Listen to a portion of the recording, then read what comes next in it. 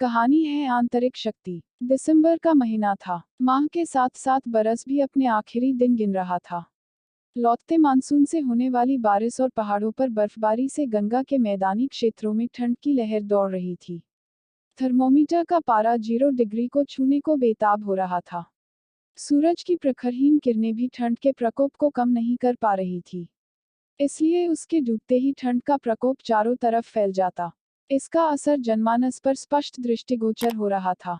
हर व्यक्ति का एक ही ध्येय होता कि सूरज के डूबने से पहले अपना अपना काम जल्दी से निपटाकर सुरक्षित घर को पहुंच जाए। अमित भी इसी प्रयास में था, लेकिन ट्रेन अपने ही धुन में मगन थी, मानो समय से नहीं पहुंचने की कसम खा रखी हो।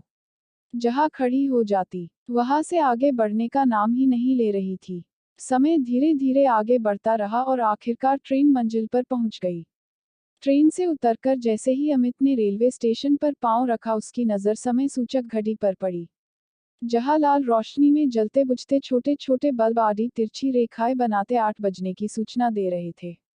आज तो पापा जरूर लाल पीले होंगे, और हो भी क्यों न, उनकी लाख सीख के बावजूद मैंने घर आने के लिए शाम वाली ही गाड़ी पकड़ी थी।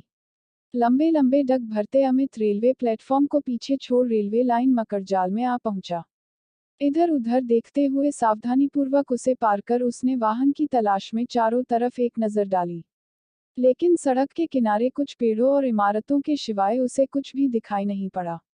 वैसे भी वहां वाहन मिलने की संभावना नहीं के बराबर थी, क्योंकि इतना तो गणित उन्हें भी अच्छी तरह मालूम था कि 4 रुपया कमाने के चक्कर में 8 रुपया गंवाना किसी रूप में उचित नहीं होगा।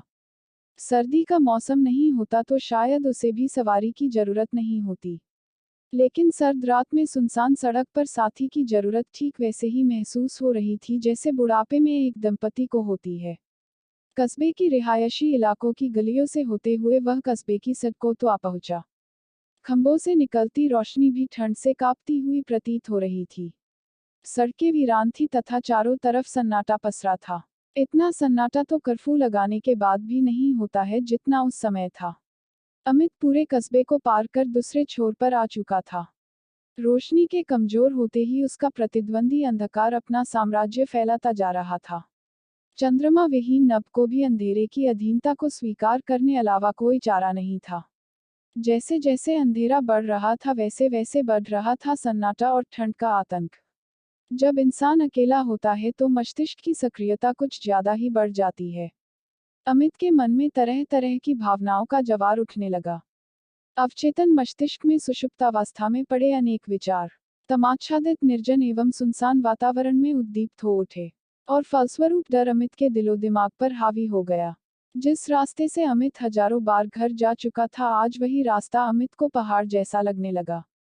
इस समय किसी का साथ उसे किसी फरिश्ते के साथ से कमतर नहीं महसूस होता, लेकिन उस समय किसी के साथ की उम्मीद करना जेठ की दोपहरी में ठंडी हवा के झोंकों की उम्मीद करने के बराबर था। न किसी के मिलने की उम्मीद थी, न कोई मिला। किसी का साथ मिले न मिले, उसे तो आगे जाना ही था और वह आगे बढ़ गया। थोड़ी देर में वह गंडक नदी पर बने पक्के पुल के पास पहुंच गया। नदी के जल को चूमकर आ रही ठंडी हवा शरीर में कपकपी को बढ़ा रही थी। कैसी विडंबना है कि कभी इस नदी की शीतल हवा के लिए हम घंटों पुल पर खड़े रहते थे। आज वही हवा इतनी कष्टकारी लग रही थी कि 1 मिनट रुकना वहां गवारा नहीं था। तभी पुल के एक छोर से अंधेरे को चीरती एक रोशनी दिखाई दी। तेज गति से एक मोटरसाइकिल उसकी तरफ आती दिखी। उसको देखते ही अमित के मन में आशा की एक लौ दिखाई दी, लेकिन अकेला मोटरसाइकिल सवार उस लौ को भी निष्ठुरता से बुझा गया। नदी के किनारे जलती चिता के अवशेष तथा पेड़ के पत्तों से आती सरसराहट की आवाज किसी भी व्यक्ति के मन में भय उत्पन्न करने के लिए काफी थे। किशोर वय अमित, जो इन परिस्थितियों से पहली बार गुजर रहा था, डर के साए में आने से अपने आप को नहीं बचा पाया। मन को ढाढ़स बंधाने के लिए अमित सोचने लगा कि डर किस बात का। उसके पास कोई धन दौलत तो है नहीं जो कोई लूट लेगा। फिरौती के लिए अपहरण की भी कोई गुंजाइश नहीं थी। रही बात दुश्मनी की, तो वह भी इस स्तर की नहीं थी कि कोई जान लेने की सोचे। तो फिर तभी अंतर्मन से एक आवाज आई, और भूत। भूत का ख्याल आते ही सारे शरीर में झुरझुरी छा गई। लोगों से सुनी नदी के किनारे के भूत से संबंधित सारे दृष्टांत मानस पटल पर एक के बाद एक आकर भयाक्रांत करने की कोशिश करने लगे। कितनी अजीब सी बात है। जिस वस्तु का अस्तित्व ही संदेह के घेरे में है उसकी कल्पना कर हम डर जाते हैं और जो हकीकत में हमारे सामने है उसकी हम परवाह नहीं करते। अमित को आगे का सफर पहाड़ सा लगने लगा। वह लौट भी नहीं सकता था। उसकी स्थिति ऐसी थी जैसी स्थिति सांप की छछूंदर निगलने के बाद होती है। तूफानी समुद्र की लहरों जैसे विचारों के अंतर्द्वंद में फंसे अमित को साहिल तक तो पहुंचना ही था। बस एक मानसिक सहारे की जरूरत थी और वो सहारा मिल गया। वो सहारा था एक विश्वास जो न केवल उसके अंदर था बल्कि गांव के अधिकांश व्यक्तियों में भी था। उस अदृश्य विश्वास का नाम था गूल के पेड़ वाले बाबा। अमित ने अत्यंत श्रद्धा के साथ मझधार में फंसी अपनी नाव को बाबा के प्रति अपने अटूट विश्वास के साथ जोड़ दिया और आगे चल पड़ा।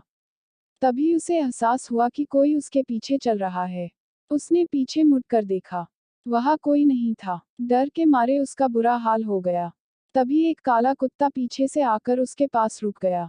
उसे ऐसा भान हुआ जैसे बाबा एक कुत्ते के रूप में उसके पास खड़े हैं और कह रहे हैं, बच्चा तुम आगे बढ़ो, मैं तुम्हारे साथ हूँ। कहते हैं डूबते को तिनका सहारा होता है।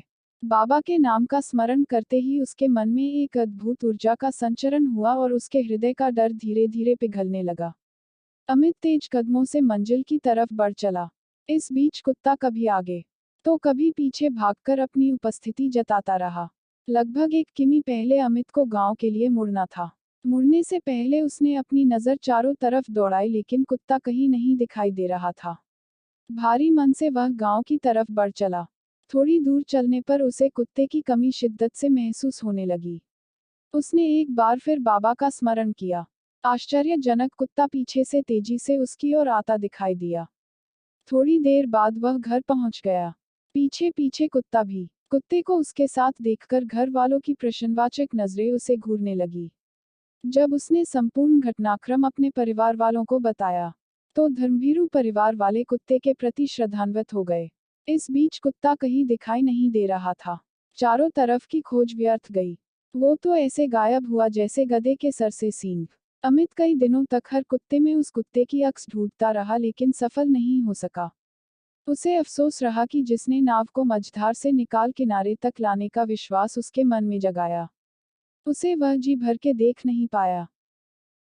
ऐसी ही अच्छी कहानी देखने के लिए इस कार्ड पर क्लिक कीजिए। प्लीज लाइक और कमेंट करें और चैनल को सब्सक्राइब करें।